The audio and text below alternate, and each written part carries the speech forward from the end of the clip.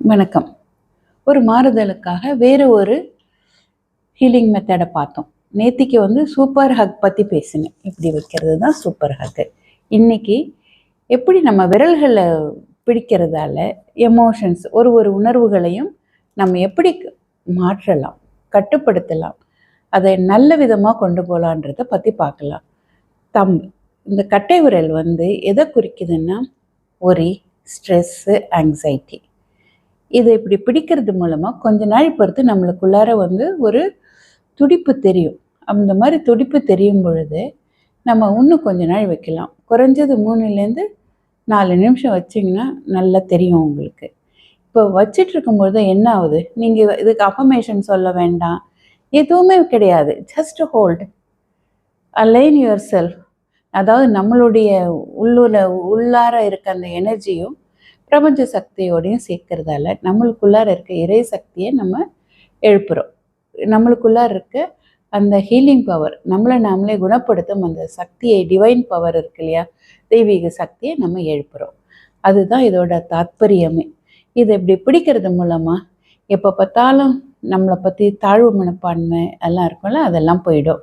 Stress போயிட்டு நம்மளுக்கு trust வரும், நம்மளுக்கு கவலை போயிடும்.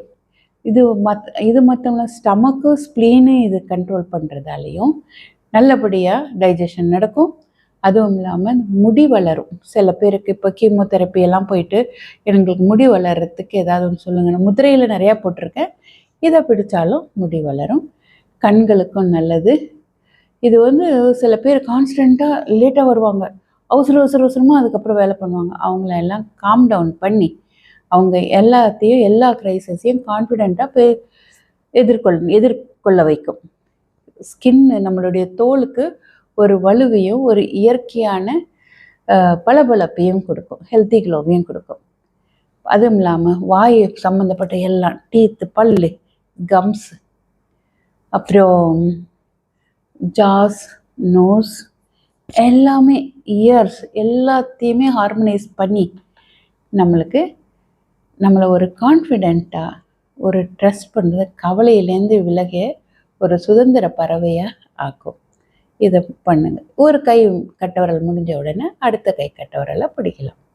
அவ்வளோதான். ஏதாவது வேறு வேலையில் இருந்தால் கூட இதுக்குன்னு தனியாக ப்ரேயரெல்லாம் ஒன்றும் இல்லை. Just hold.